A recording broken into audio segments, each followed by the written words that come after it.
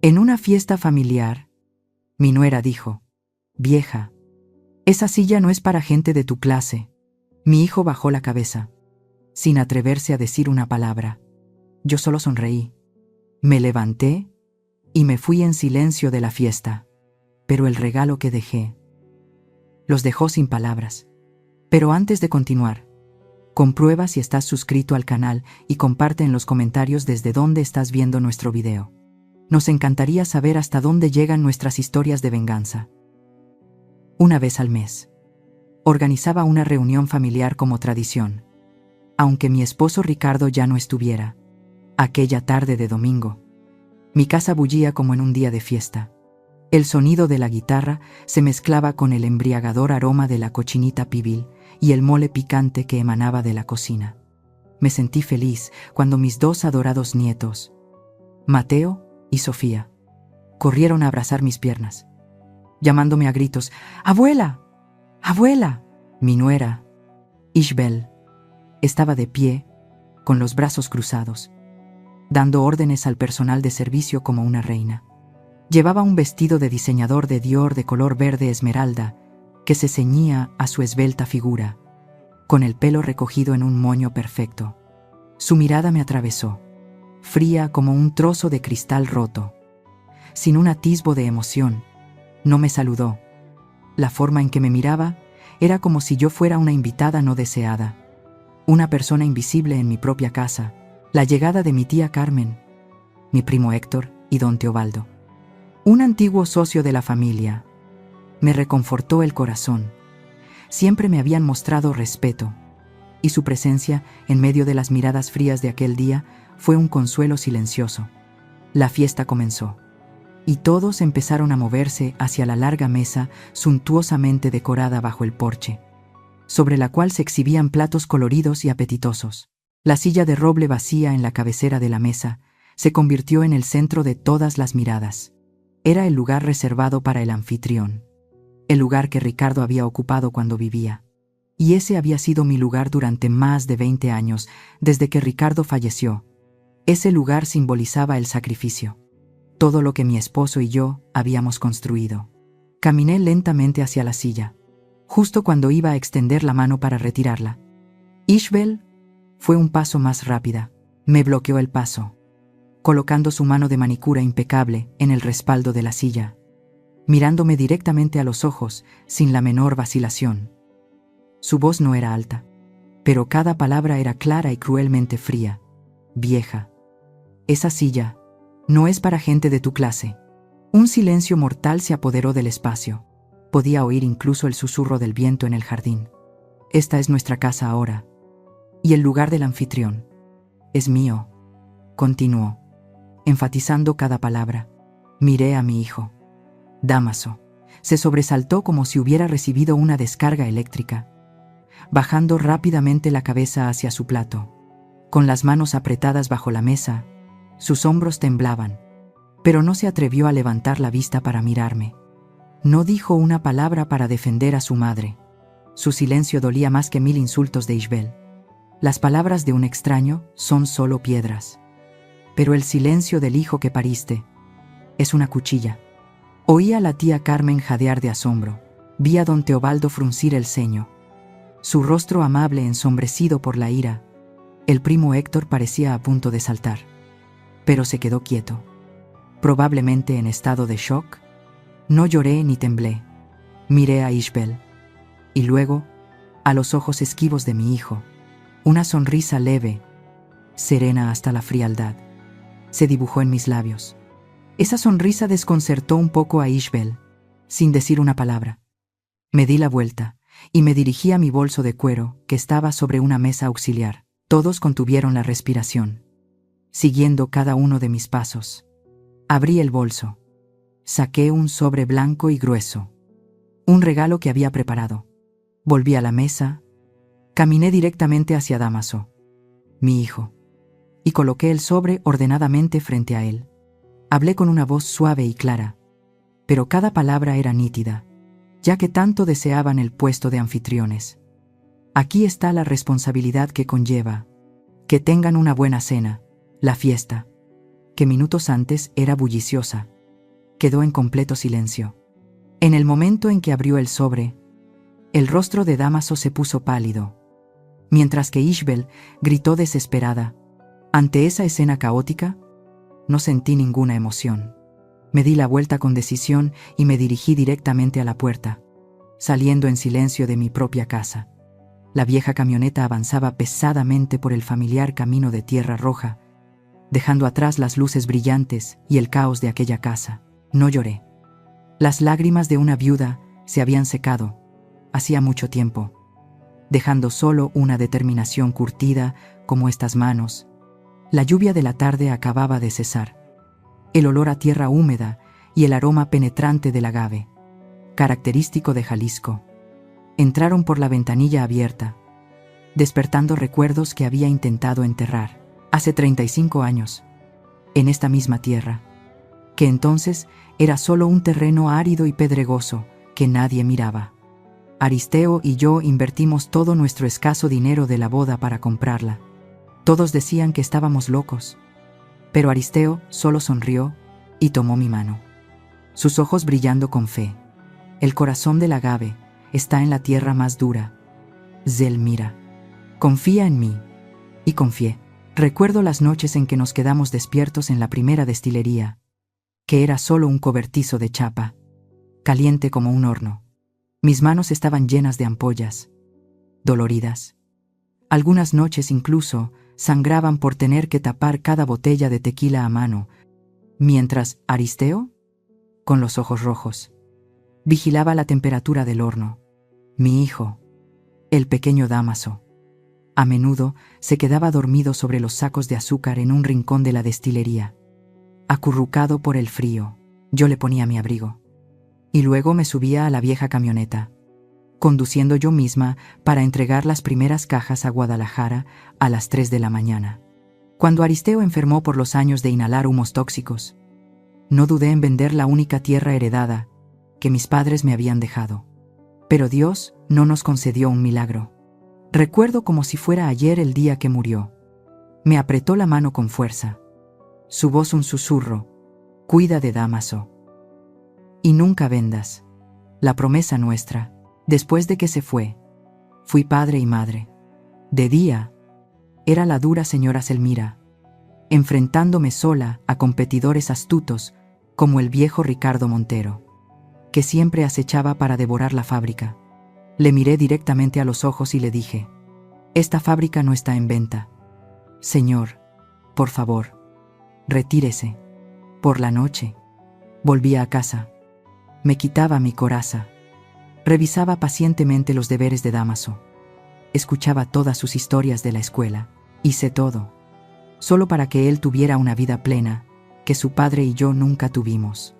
Por muy dulces que fueran esos recuerdos de sacrificio, el contraste con el presente era amargo. Mis pensamientos me llevaron de nuevo al día en que Dámaso trajo a Ishbel a casa para presentarla. Entró en la hacienda que Aristeo y yo habíamos construido con sudor y amor. No elogió los gráciles arcos ni el hermoso patio de azulejos de Talavera. La primera frase que dijo, con el ceño fruncido de disgusto, fue: aquí huele mucho a tierra. El aroma de nuestras raíces, de la vida que había nutrido a toda esta familia. Era lo que ella despreciaba. Esa fue la primera grieta.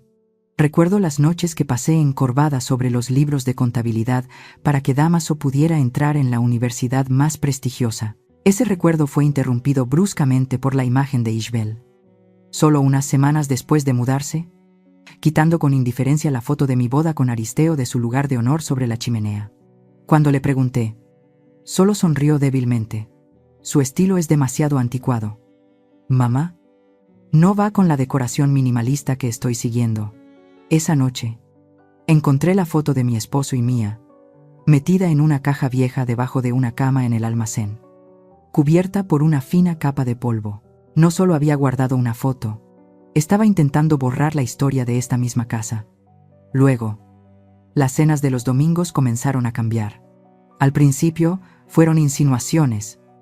Luego, una sutil toma de posesión.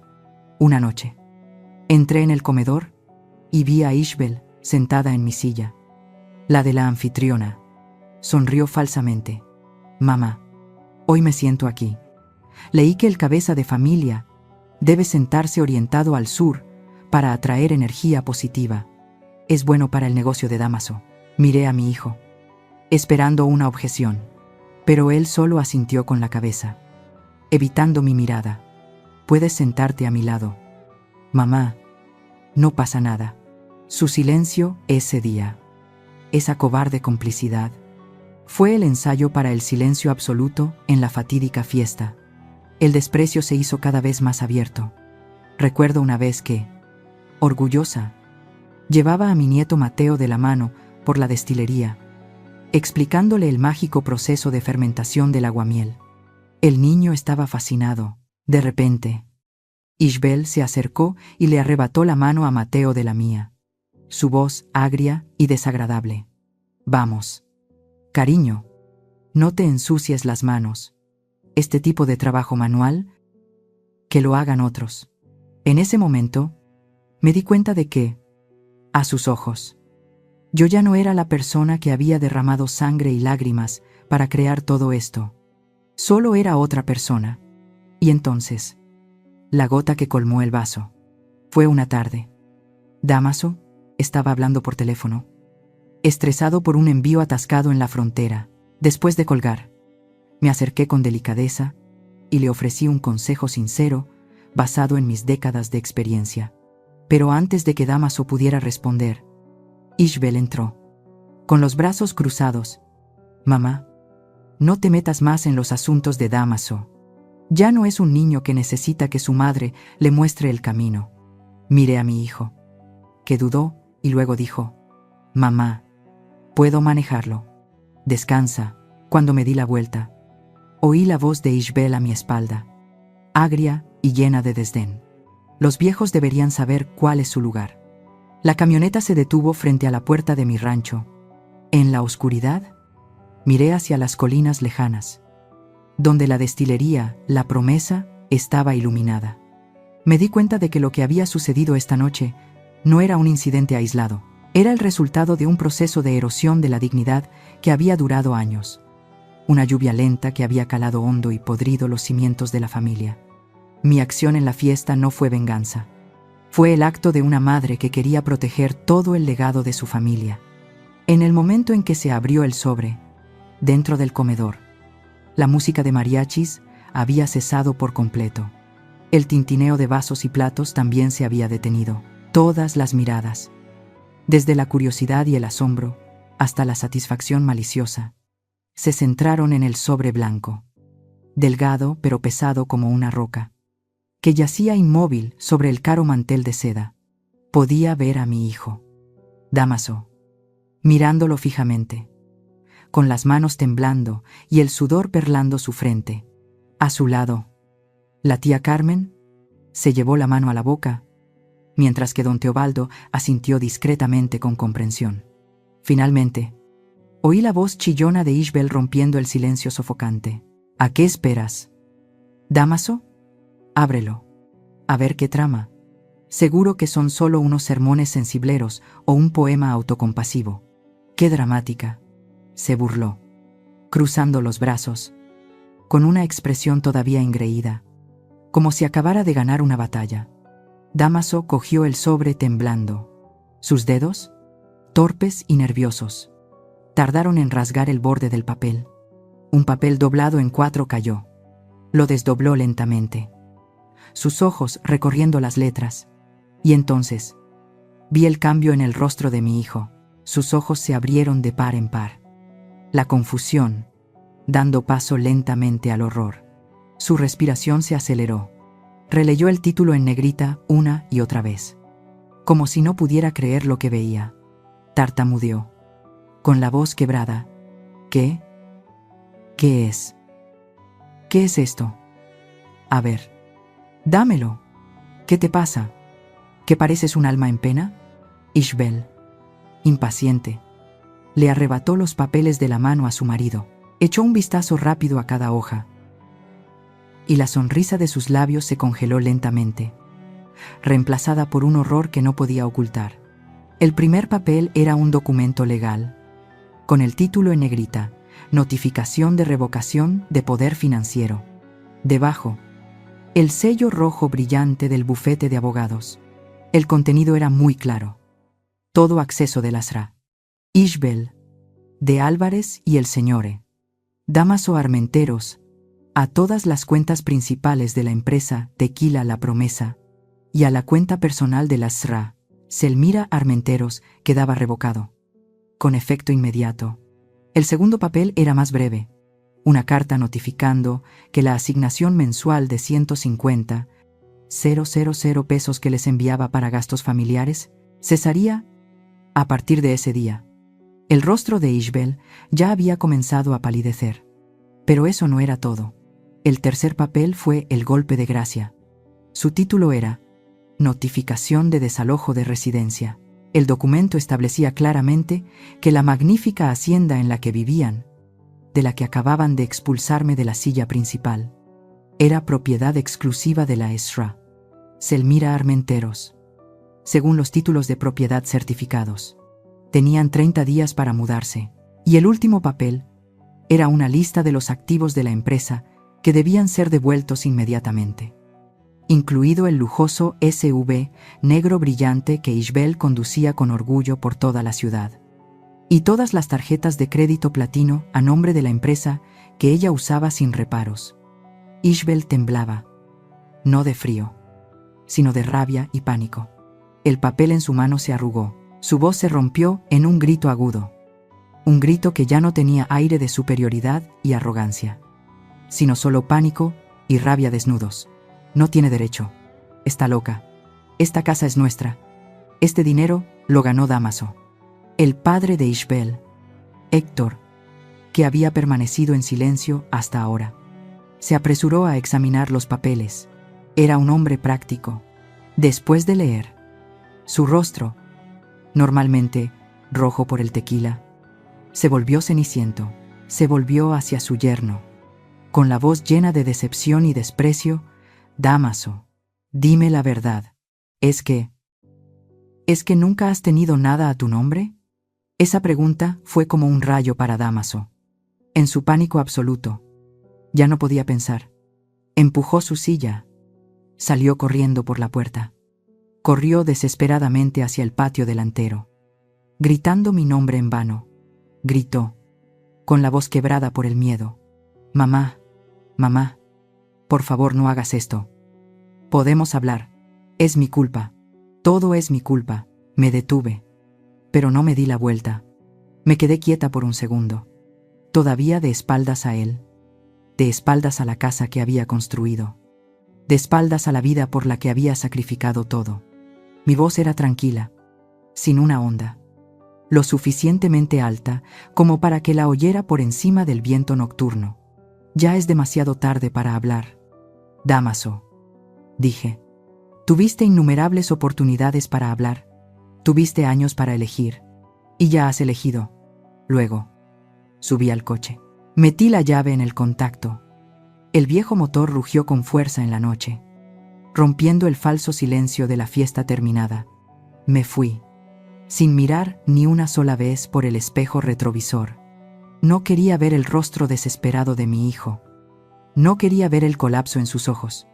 Dejé atrás las luces brillantes de la casa, los gritos que todavía resonaban, y una familia que comenzaba a desmoronarse por la misma falsedad que habían construido. A la mañana siguiente, cuando los primeros rayos de sol se colaban por la rendija de la ventana, ya estaba despierta. No había pegado ojo en toda la noche. Pero, extrañamente, no me sentía cansada. En mi interior reinaba una calma extraña. No había satisfacción, ni la alegría del vencedor. Solo una determinación de hierro. No me quedé en el rancho. Conduje la vieja camioneta hasta Guadalajara, a un pequeño bufete de abogados, escondido en una antigua calle adoquinada.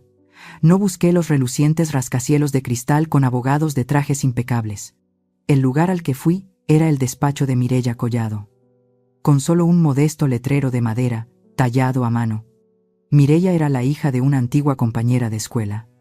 una joven abogada pero ya famosa en toda la región por su agudeza y su rara integridad. Su oficina tenía solo 2 habitaciones.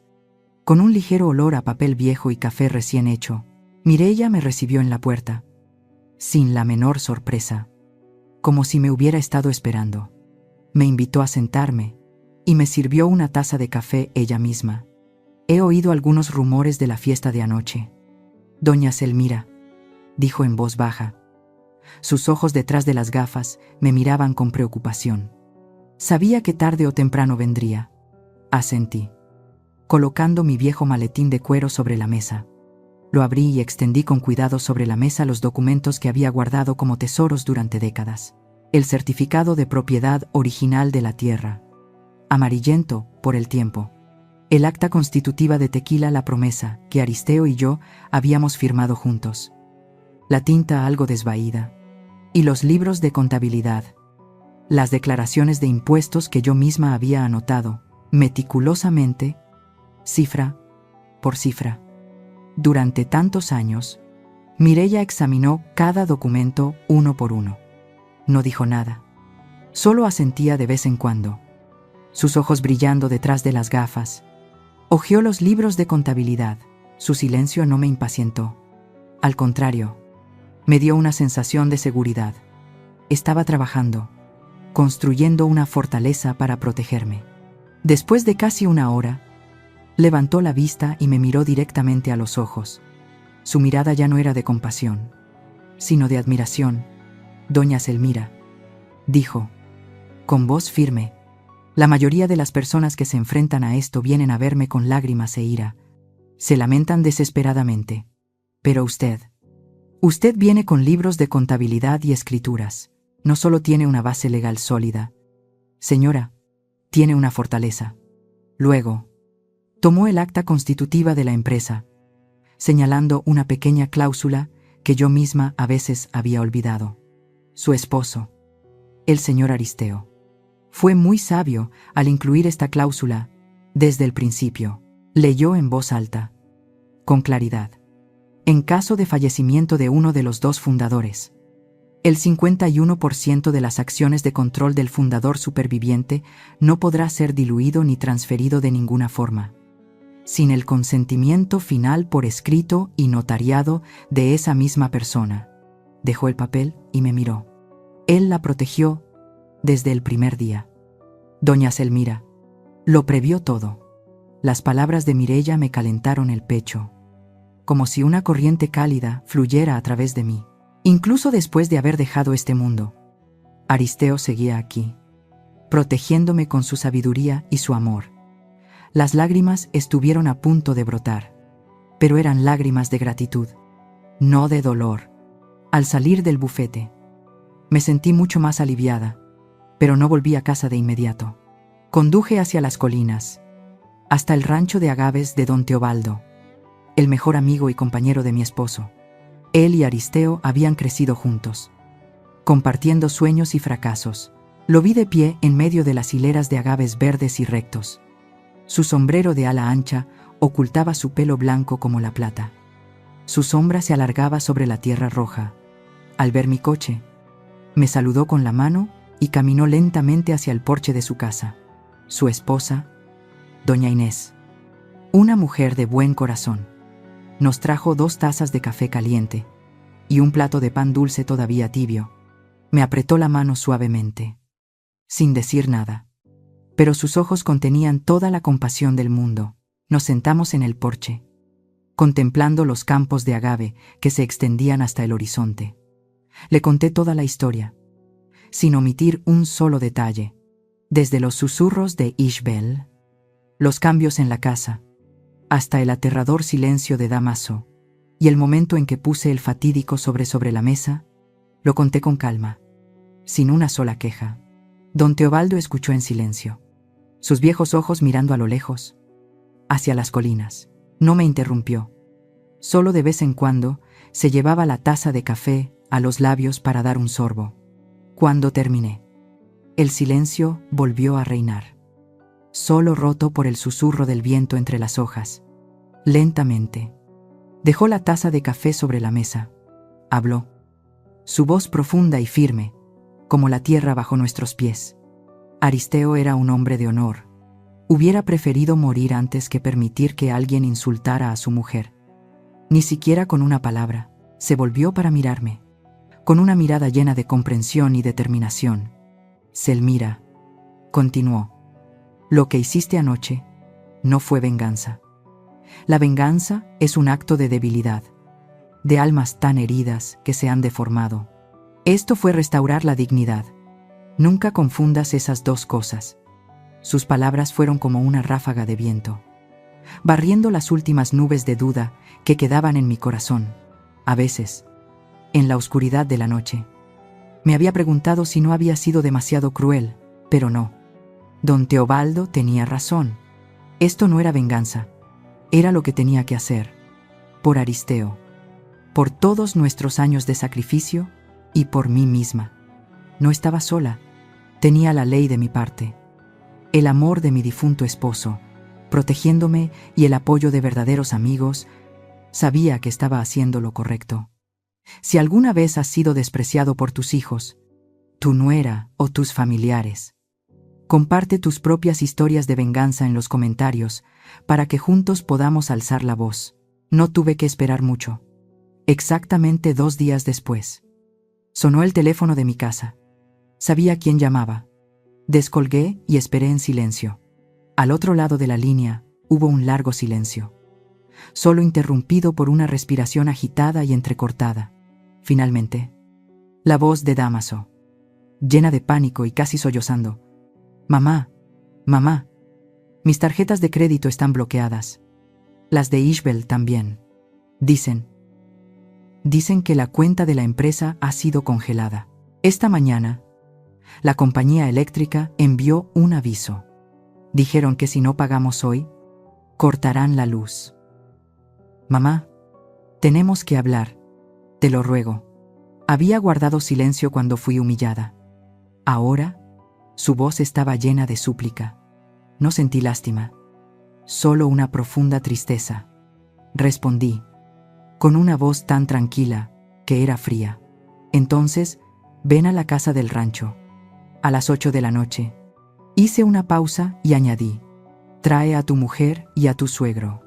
Hablaremos de una vez por todas. Luego colgué, sin esperar su respuesta. A las 8 de la noche, el lujoso SUV, que pronto dejaría de ser suyo, se detuvo bruscamente frente a mi patio. La puerta del coche se abrió. Ishbel y su padre, Héctor, entraron. Primero, el rostro de Ishbel estaba hinchado, resentido, mirándome como si quisiera comerme viva. Héctor adoptó la apariencia de un negociador, pero la tensión era evidente en su frente arrugada. El último en entrar fue Dámaso. Mi hijo parecía un niño perdido, con los hombros encogidos y la cabeza gacha, sin atreverse a mirarme. Los esperaba en la sala de estar, y en el lugar más honorable, justo sobre la repisa de la chimenea, estaba la foto de mi boda con Aristeo. La había vuelto a colgar esa misma mañana. Quería que Aristeo estuviera aquí, presenciando este momento conmigo. Se sentaron en el sofá de enfrente, formando una línea de batalla silenciosa. Héctor, un hombre acostumbrado a dar órdenes y a pensar que el dinero puede solucionarlo todo, habló primero, tratando de mostrarse conciliador. Selmira, comenzó, con voz solemne, creo que ha habido un grave malentendido. Son cosas de familia. Seguramente podemos llegar a algún acuerdo financiero, un arreglo razonable, para resolver esto amistosamente para todos. No lo miré. Mis ojos estaban fijos en Ishbel. No hay ningún malentendido, señor Héctor, dije, con voz clara. Mi nuera dejó muy clara mi posición en esta casa. Ishbel se burló, una sonrisa torcida, llena de desprecio. ¿Su posición? ¿Todavía se atreve a hablar de posición? No es más que una vieja que vive del éxito de su hijo. Todo esto, la fábrica, la casa, el dinero, todo lo ha hecho Dámaso con sus propias manos. Debería estar agradecida. Esa mentira descarada era exactamente lo que estaba esperando. Sonreí. Una sonrisa genuinamente triste. no por ella, sino por mi hijo. El hijo, que había sido cegado por la codicia. Me levanté lentamente y me acerqué a mi viejo maletín de cuero. Lo abrí y saqué una carpeta de documentos envuelta en un viejo paño de terciopelo. Los coloqué en el centro de la mesa de café de madera. Aquí, dije, con voz tranquila, pero autoritaria, está el acta constitutiva original de Tequila La Promesa, firmada el 15 de marzo de 1985. Pasé a la página siguiente. Un papel amarillento, con 2 firmas desvaídas. Y aquí están los certificados de acciones de la empresa. Coloqué mi dedo calloso sobre cada línea. Selmira Armenteros, propietaria del 51%. Aristeo Armenteros, 49%. La habitación quedó en silencio. Héctor se inclinó hacia adelante, agarrando el papel como un náufrago que se aferra a una tabla. Sus ojos recorrieron cada letra, pasando del asombro a la incredulidad y finalmente al pánico. Sabía que eran documentos auténticos. Ishbel se quedó petrificada.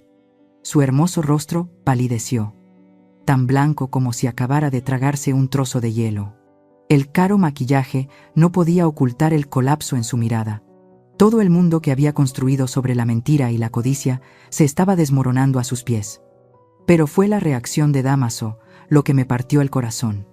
Tartamudeó, con la voz temblorosa, tan confundido como un niño perdido.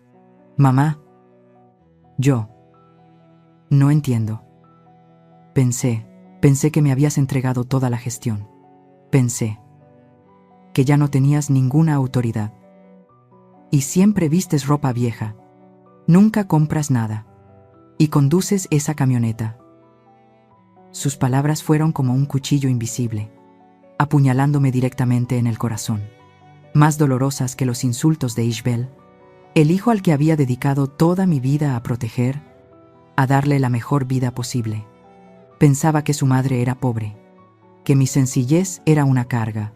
Lo miré profundamente a los ojos. Y finalmente comprendí. No viste pobreza, Dámaso, dije suavemente, con voz llena de amargura. Solo viste lo que querías ver. Nunca me miraste de verdad. Solo viste a una vieja molesta. Un pasado del que querías deshacerte. Viste una carga.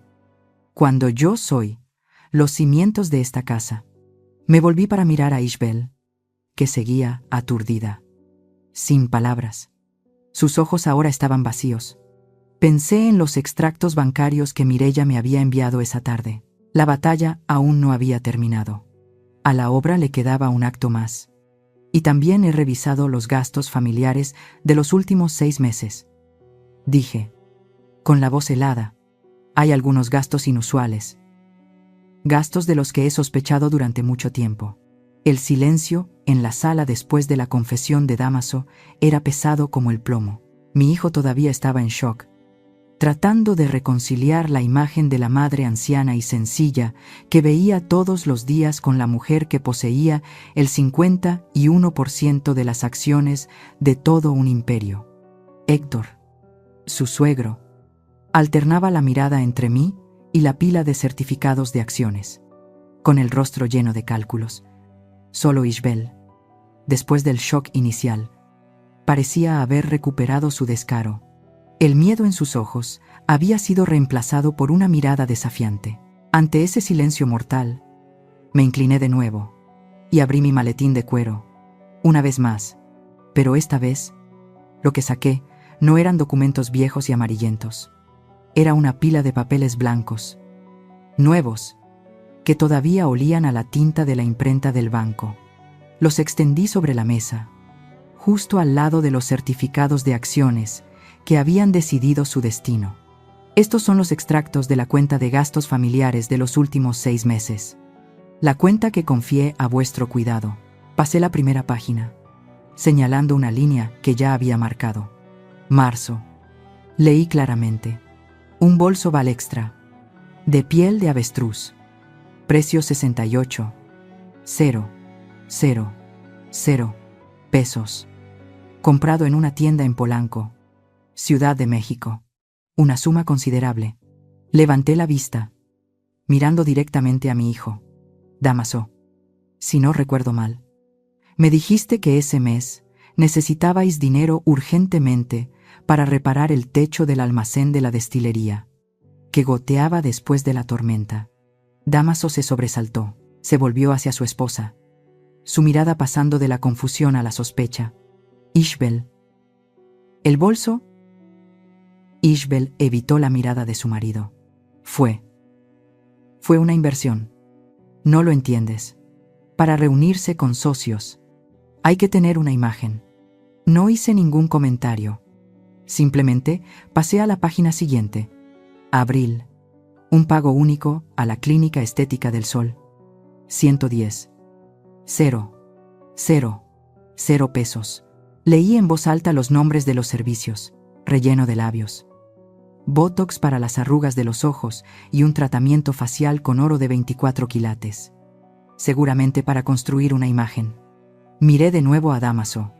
Ese mismo mes, Ishbel me dijo que la pequeña Sofía estaba muy triste porque no había dinero para que asistiera al Campamento Internacional de Música de Verano en Estados Unidos. Me sentí muy culpable. Ishbel comenzó a jadear. Su rostro pasó del rojo al blanco pálido. Apretó con fuerza los brazos del sofá. Su padre, Héctor, parecía extremadamente incómodo. Tosió una vez y evitó mi mirada, clavando los ojos en el fuego de la chimenea. Continué, con una voz monótona y sin emociones, como un juez leyendo una acusación. Mayo. Aún más interesante. Un viaje de fin de semana a Los Cabos con amigos. Billetes de avión en clase business. Habitación en un resort de 5 estrellas con vistas al mar. La factura total superó los 150. 0 pesos. Hice una pausa, mirando profundamente a los ojos de Dámaso. Mi pobre hijo. Todavía recuerdo como si fuera hoy el día que me llamaste. Dámaso, tu voz estaba llena de pánico, diciendo que uno de los alambiques principales de la destilería se había roto y que necesitabas dinero urgentemente para pedir piezas de repuesto de Alemania. Incluso dijiste que sin ellas tendríamos que detener la producción. Dámaso ya no podía mantenerse en pie, se desplomó en la silla, llevándose las manos a la cabeza. No puede ser, murmuró. Dejé que la verdad se asentara lentamente en él. Luego, pasé a la última página. Miré directamente a Ishbel, que temblaba como una hoja al viento. Pero lo más interesante, dije, bajando la voz, está aquí. Señalé 2 pagos que había rodeado con un bolígrafo de tinta roja, 2 reservas de habitaciones separadas, en 2 fines de semana diferentes. En el lujoso Hotel Boutique, La Escondida en San Miguel de Allende. Reservadas para 2 personas. La miré a ella y luego a Dámaso. Pero de estos viajes no me dijiste nada. Dámaso. Hice una pausa, dejando que el silencio se alargara. Luego, asesté el golpe final. Y la persona que te acompañaba, el nombre que figura en las notas de la reserva, es Ricardo Montero Jr. El nombre de Ricardo Montero Jr. resonó en la sala como un trueno. Era el hijo de Ricardo Montero, el archienemigo de la familia, el hombre que había intentado por todos los medios hundir a mi familia durante tantos años. Dámaso se puso de pie de un salto. La silla detrás de él cayó al suelo con estrépito. Se volvió bruscamente hacia Ishbel. Su rostro ya no mostraba confusión, sino una furia y un dolor extremos. Sus ojos estaban inyectados en sangre. Ishbel, me dijiste que no nos llegaba el dinero. Me dijiste que mi madre era tacaña, que explotaba mi trabajo. ¿Y tú? ¿Estabas con ese tipo? Su rugido ya no era una palabra, sino un grito desgarrado por la traición. La última máscara de calma de Ishbel se hizo añicos. Se puso de pie de un salto, enfrentándose a mí, no con remordimiento, sino con toda la amargura y la desesperación de un animal acorralado. Gritó, con una voz estridente y llena de odio, señalándome directamente a la cara. Sí, no era suficiente. Nunca será suficiente mientras todo el dinero esté en manos de una vieja anticuada como tú. Te quedas con todo el dinero. Tú eres la egoísta. Todo debería haber sido nuestro, de Dámaso y mío. Su grito quedó suspendido en el aire, venenoso y amargo. En ese momento, supe que no se trataba solo de una ruptura financiera, sino del colapso total de una familia. Dámaso miraba a su esposa como a una completa extraña. Sus ojos vacíos, llenos de repugnancia, y Héctor, el padre que siempre se había sentido orgulloso de su hermosa e inteligente hija, solo pudo hundir la cara entre las manos, sin atreverse a mirar a nadie. El telón había caído. Pensé que tendría un poco de paz, la paz de alguien que ha hecho lo que tenía que hacer, por doloroso que fuera. Pero esa paz duró menos de 24 horas. A la mañana siguiente, mientras estaba en el jardín, tratando de encontrar consuelo entre los rosales de Aristeo, sonó mi teléfono.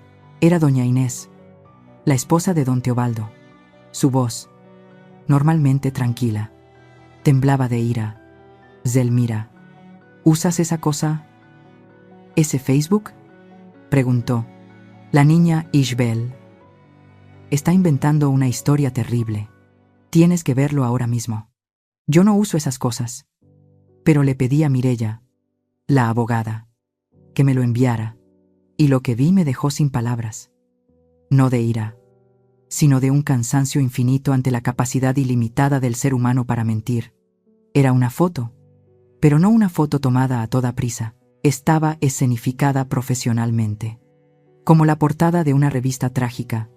Ishbel estaba sentada en el suelo, entre cajas de cartón colocadas deliberadamente, con algunos juguetes de niños esparcidos, como si se tratara de una evacuación apresurada. Su pelo estaba artísticamente despeinado, su rostro maquillado sutilmente para revelar unos ojos enrojecidos y llorosos, mirando directamente a la cámara con una expresión de desolación desgarradora.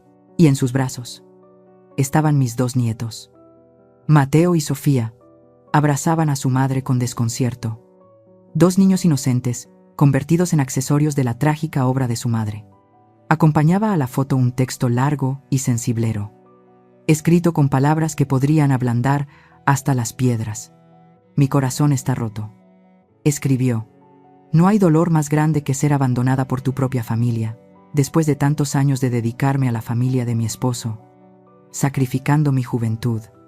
Hoy, mis hijos y yo hemos sido echados de casa sin un céntimo, por mi propia suegra, una mujer dominante y cruel.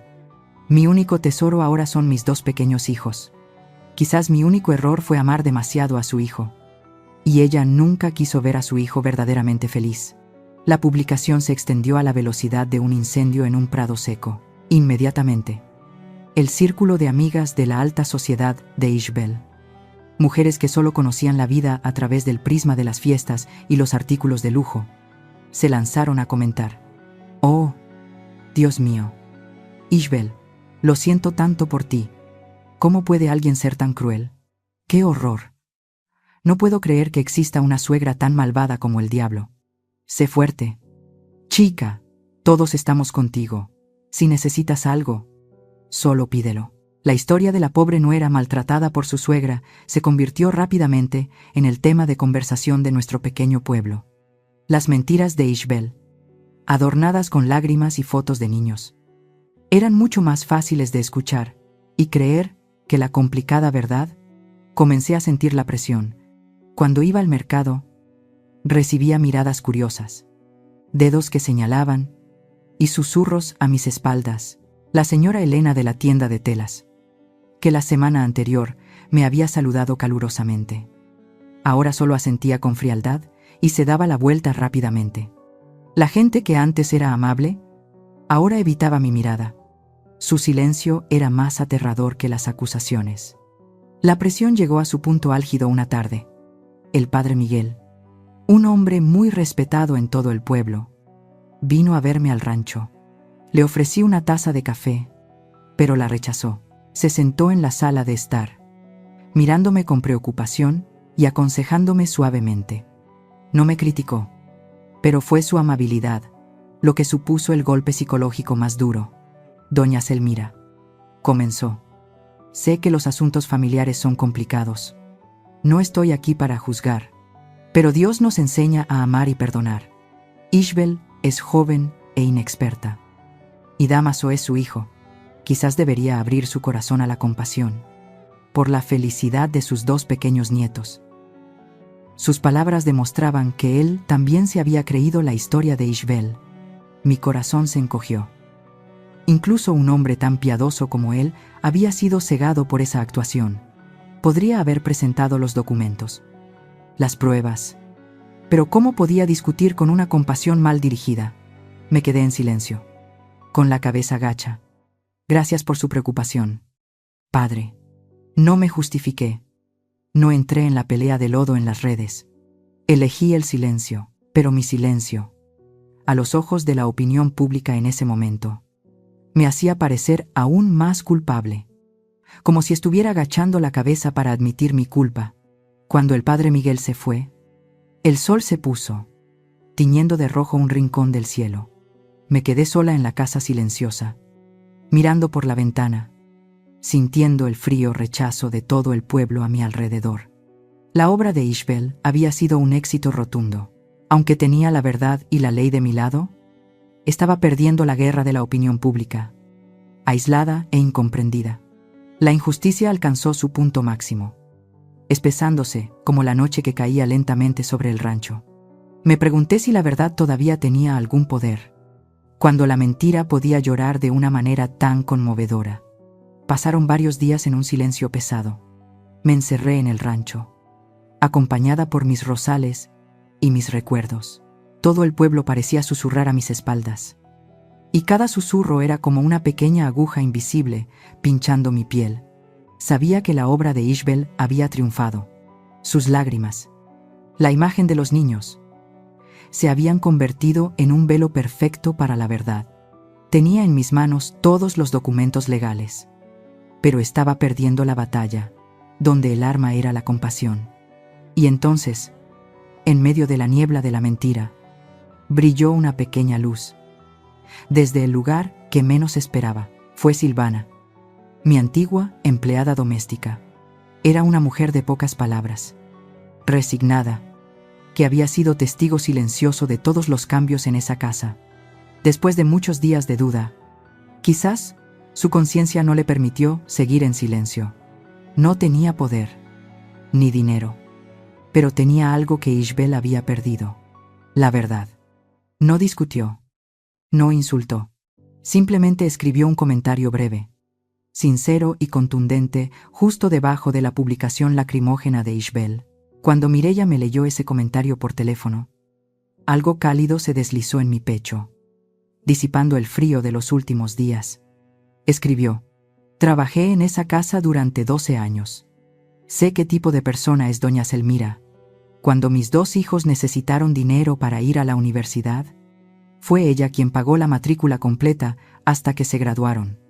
Cuando mi esposo tuvo un accidente laboral, también fue ella quien pagó todas las facturas del hospital, sin dudarlo un segundo. La mujer de esta foto, ella no es la víctima. El comentario de Silvana fue como una pequeña piedra arrojada a un lago en calma, creando las primeras ondas. Por supuesto, las amigas de Ishbel se lanzaron inmediatamente al ataque, diciendo que solo era una exempleada resentida, inventando historias por venganza. Decían: seguro que está amargada porque la despidieron. No creáis las palabras de una sirvienta, pero habían subestimado el valor de una persona honesta. Silvana no se detuvo. Decidió publicar en su perfil personal pruebas concretas. Eran fotos que había tomado con su viejo teléfono, fotos de las facturas de bolsos de diseño, los billetes de avión para vacaciones en Los Cabos que Ishbel había tirado a la basura de su habitación. Escribió un pie de foto simple, sin una palabra amarga, pero afilado como una navaja. Esta es la vida, sin un céntimo de la que hablaba. Ya no era palabra contra palabra. Eran pruebas, las cifras, los lugares de lujo. Aparecían claramente, contradiciendo directamente la imagen de madre pobre y digna de lástima que Ishbel se esforzaba por construir. La opinión pública comenzó a tener serias dudas. Y fue entonces cuando se rompió la presa. El valiente acto de Silvana desató una ola de verdad. El señor José, el antiguo capataz de la fábrica La Promesa, un hombre que había pasado toda su vida con mi familia, escribió un largo post. Habló de los difíciles comienzos, de cómo él mismo había visto cómo vendía la tierra heredada de mis padres para pagar el tratamiento de Aristeo. Escribió: puede ser estricta, pero su corazón es de oro. Que nadie insulte a nuestra doña Selmira. Luego, los vecinos de toda la vida, los pequeños comerciantes del pueblo, la gente a la que la familia Armenteros había ayudado en tiempos difíciles, uno por uno, contaron sus propias historias.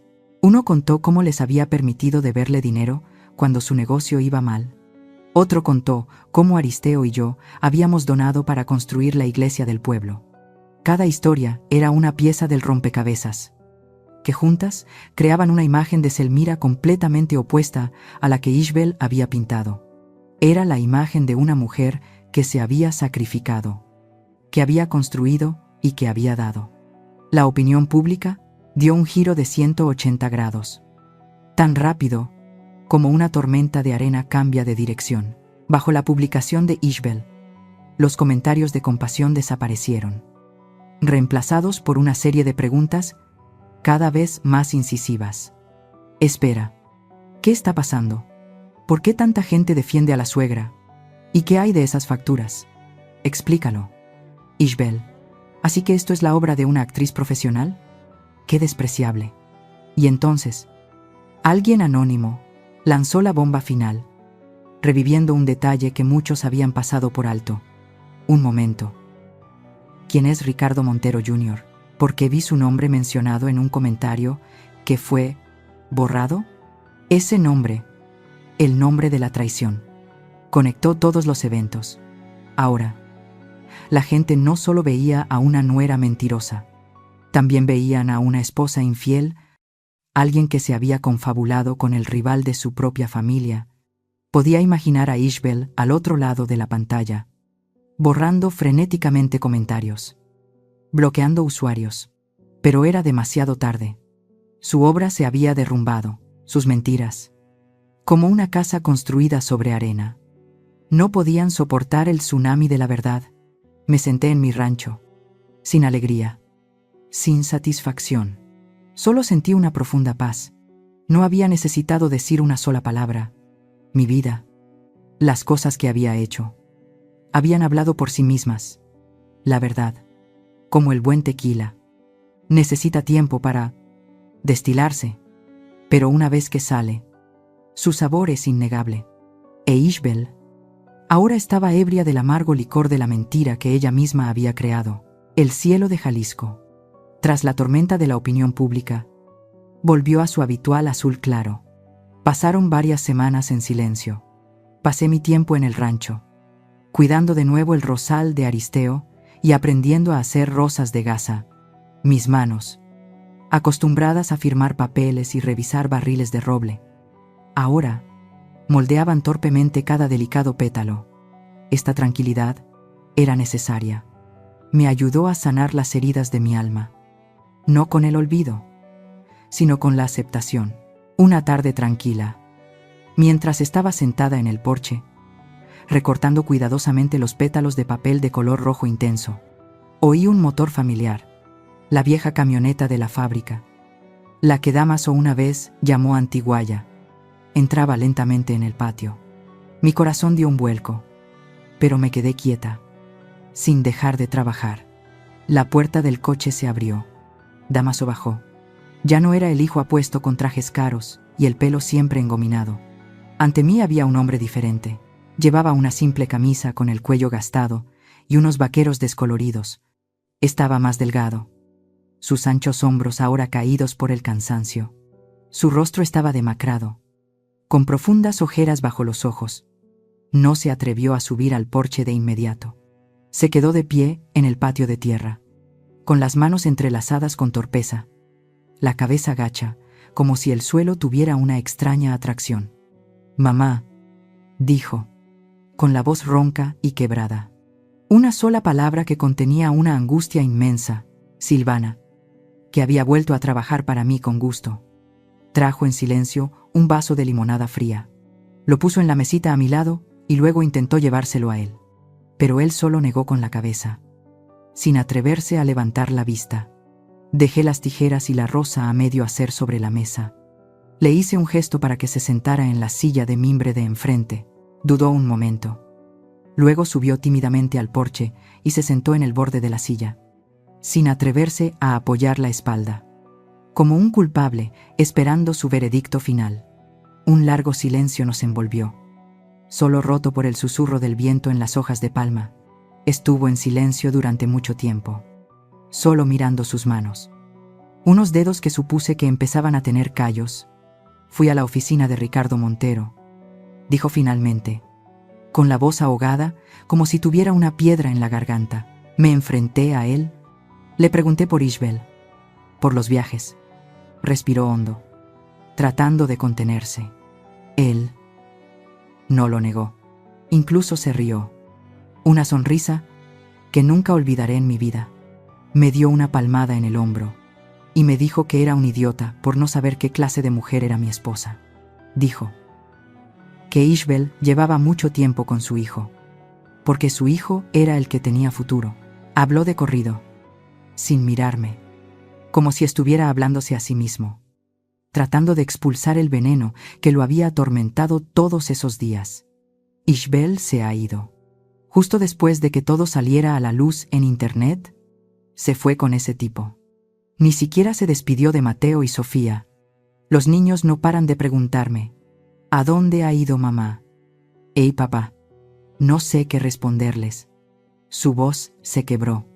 Sus padres me llamaron. Me insultaron.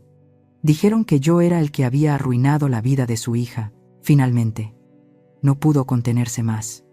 Levantó la vista hacia mí. Por primera vez desde que había llegado. Sus ojos, los ojos de mi hijo, estaban enrojecidos y llenos de lágrimas. Mamá. Sollozó. Mamá. Lo siento. Sé que una disculpa no significa nada ahora. He sido un canalla, un hijo ingrato, un marido débil. Vi todo lo que ella hacía. Mamá, vi el desprecio en sus ojos cada vez que te miraba. Oí sus indirectas, pero elegí no ver. Elegí no oír. Fui demasiado débil. Tenía miedo, miedo de ofenderla, miedo de que la familia se rompiera. No te protegí. Las lágrimas comenzaron a rodar por sus mejillas demacradas. Lágrimas tardías, pero lágrimas de verdadero arrepentimiento. No dije nada. Me levanté en silencio. Entré en la casa y volví a salir. Puse dos cosas sobre la mesa: una llave vieja y un fajo de billetes cuidadosamente atado. Me acerqué a él. Puse mi mano sobre su hombro tembloroso. Un toque suave pero firme. Te perdono, dije. Y lo dije de corazón. Mi ira se había calmado hacía mucho tiempo, dejando solo tristeza por mi hijo necio. Pero mi perdón no significa que todo volverá a ser como antes. Cometiste un error y tienes que arreglarlo tú mismo. Retrocedí, mirándolo directamente a los ojos. Eres un hombre, Dámaso. Tienes 35 años. Tienes 2 hijos de los que ocuparte. Ya no te mantendré. Señalé la llave. Esta es la llave del pequeño apartamento en el pueblo, donde solían vivir nuestros trabajadores. No es grande, no es lujoso, pero es suficiente para ti y los 2 niños. Y aquí tienes algo de dinero. Señalé el fajo de billetes, para que te las arregles el primer mes. Solo un mes. Hice una pausa, dejando que cada una de mis palabras calara en él. Mañana, a las 8 de la mañana, puedes empezar a trabajar en la destilería, no como gerente en una oficina con aire acondicionado, sino como un trabajador normal. Aprenderás desde el principio, desde ir al campo a cortar las pencas de agave bajo el sol hasta comprobar la temperatura de los alambiques. Volverás a aprender el valor del dinero ganado con sudor. Lo que es más importante, volverás a aprender el valor de la familia.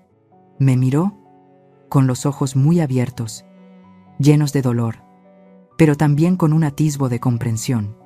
No suplicó, no discutió, simplemente asintió lentamente, sin poder decir una palabra, mientras las lágrimas seguían rodando por su rostro. En ese momento, no vi a un hijo castigado, sino a un hombre que comenzaba un largo viaje para valerse por sí mismo. Fue un tardío corte del cordón umbilical, doloroso, pero absolutamente necesario para ambos. 6 meses después, el cielo de Jalisco seguía siendo de un azul intenso, y el sol tan dorado como la miel, pero hoy, el amplio patio de la destilería, la promesa no era para celebrar una fiesta familiar sofocante, sino para un comienzo completamente nuevo. Docenas de sillas estaban ordenadas, mirando hacia un pequeño escenario construido simplemente con tablas de madera. Sobre el escenario, una gran pancarta ondeaba al viento, con las palabras solemnes: Fundación Corazón de Agave, fundada por Zelmira Armenteros. Me paré en el escenario, con un sencillo pero elegante vestido blanco, mirando a la multitud reunida. Mi corazón ya no estaba pesado por el dolor, sino que latía con el pulso de la esperanza. Allí, vi los rostros familiares que me habían acompañado a través de la tormenta. Estaba la joven abogada Mireya Collado, sonriéndome con orgullo.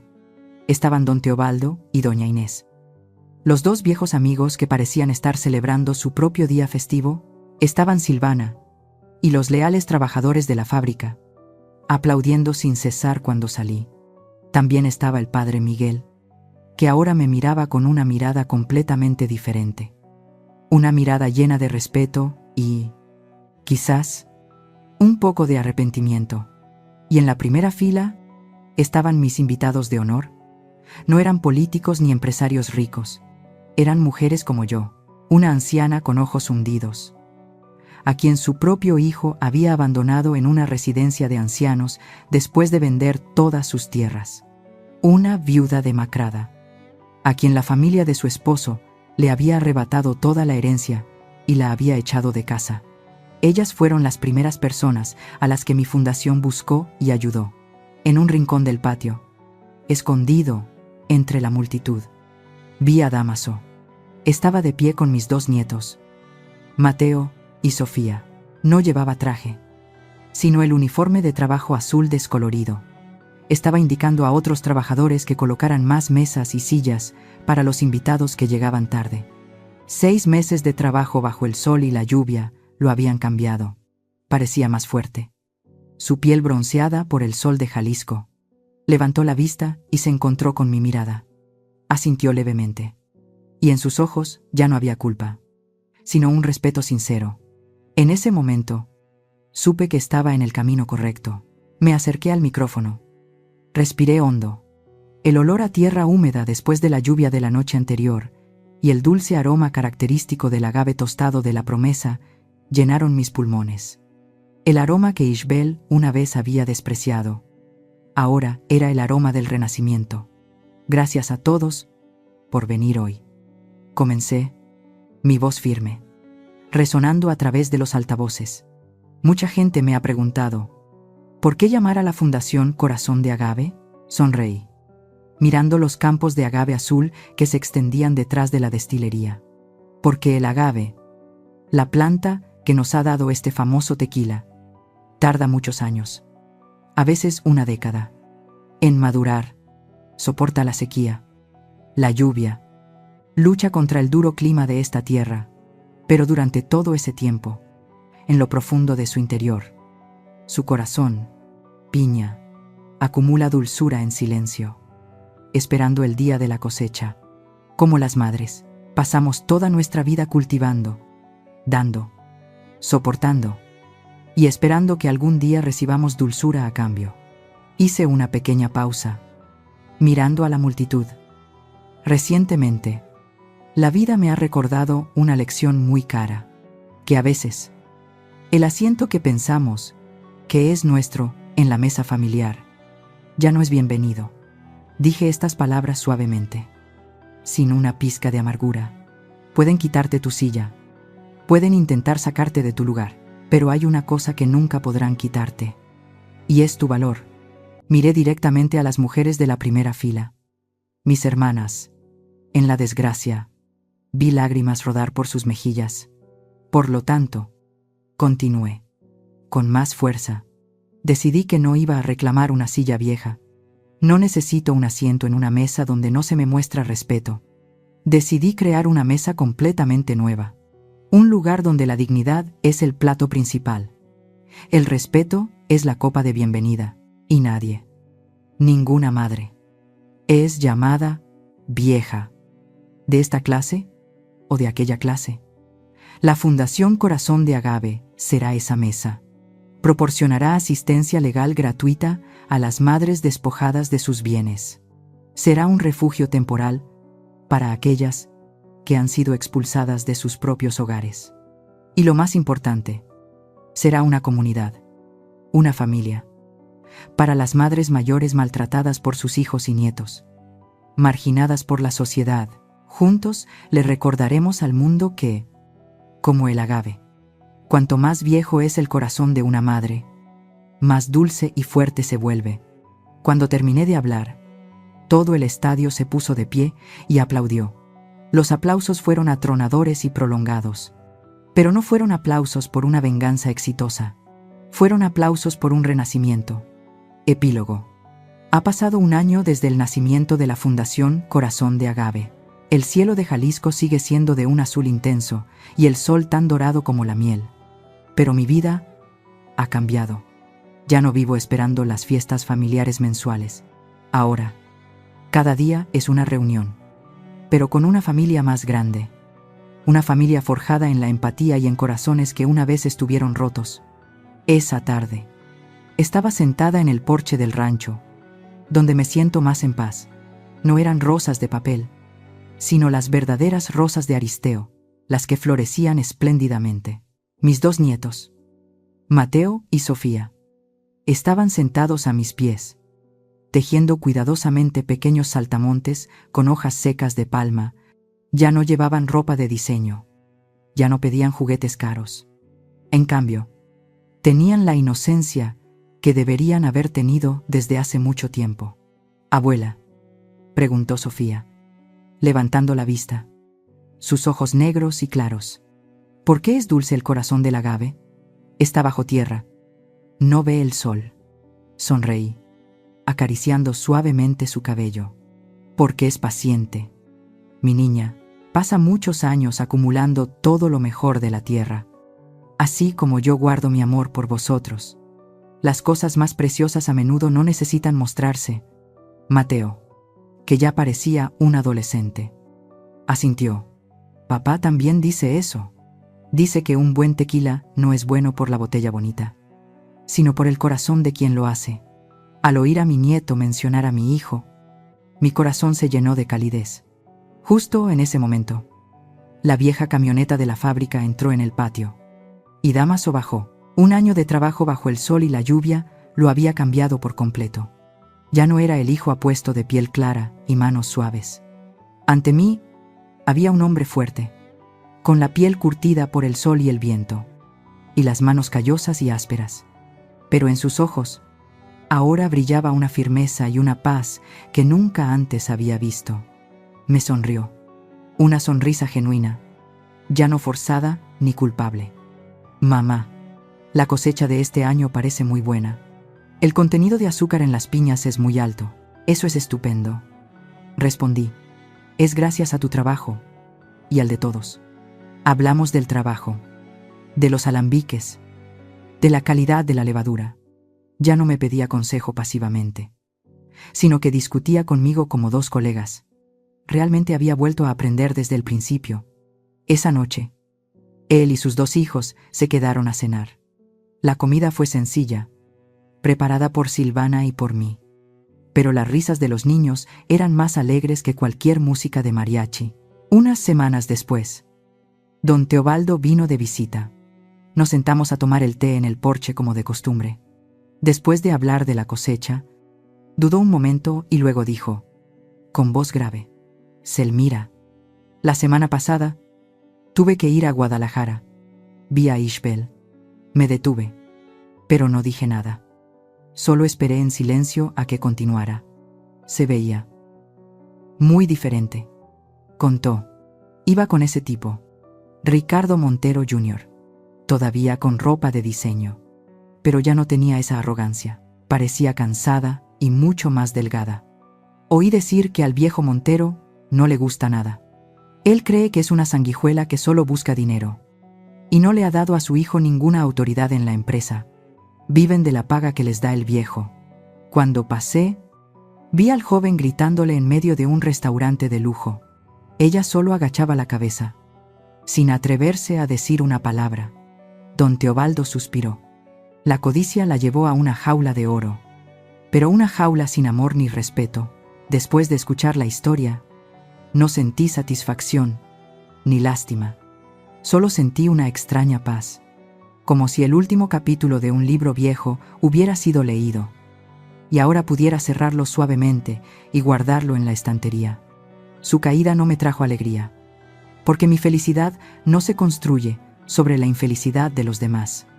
Esa noche, cuando me quedé sola, entré en la sala de estar, donde la foto de mi boda con Aristeo todavía colgaba honorablemente sobre la chimenea. Miré la silla de roble en la cabecera de la mesa del comedor. La silla que una vez fue el centro de la batalla. Todavía estaba allí, vacía, Dámaso. Aunque ahora era el gerente de la destilería, nunca se había atrevido a sentarse en ella. Y yo ya no quería sentarme allí tampoco.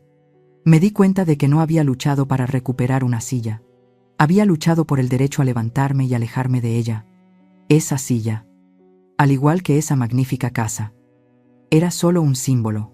Mi verdadero hogar no estaba construido con ladrillos y mortero, sino con amor y respeto. Estaba aquí, en este pequeño rancho, en las risas de mis nietos, en la mirada arrepentida de mi hijo y en los abrazos compartidos de las mujeres de la Fundación Corazón de Agave. No me vengué de ellos. Los liberé de su codicia y dependencia.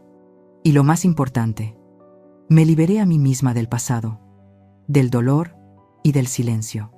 La silla principal ahora estaba vacía, pero mi alma estaba más llena que nunca. En ese momento, ya no era Selmira, la madre abandonada por su hijo y su nuera. Era doña Selmira Armenteros, la que había creado un nuevo legado, a partir de su propio dolor. No los destruí. Los liberé de su dependencia de mí, de la codicia que los había cegado. Y lo más importante de todo, me liberé a mí misma del pasado, de la silla vacía en la cabecera de la mesa, y encontré un lugar nuevo, mucho más grande. Y cuando miré a esas mujeres, a mi hijo, sudando por su trabajo, al legado mío y de Aristeo, que no era solo tequila, sino también esperanza, me di cuenta de una profunda verdad. Mi historia no es una historia de venganza. La venganza solo trae una satisfacción momentánea, pero corroe tu alma, convirtiéndote en la misma persona que odias. Esta es una historia sobre la recuperación de la dignidad. El dolor de ser traicionado por las personas que más amas puede reducirte a cenizas, o puede convertirse en el fuego que te forja para ser más fuerte. Yo elegí el fuego. A todas las mujeres, a todas las madres que han pasado su vida construyendo, por favor, nunca permitan que su silencio se confunda con debilidad, y nunca permitan que su sacrificio se dé por sentado. Tu valor no reside en la silla que otros te dan. Reside en quién eres, en lo que has creado, con tus propias manos y tu mente. Si en la mesa que preparan ya no hay lugar para ti, no intentes forzar un asiento apretado e irrespetuoso.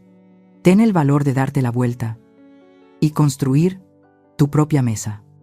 Una mesa más grande, más fuerte, donde tu dignidad sea el lugar de honor.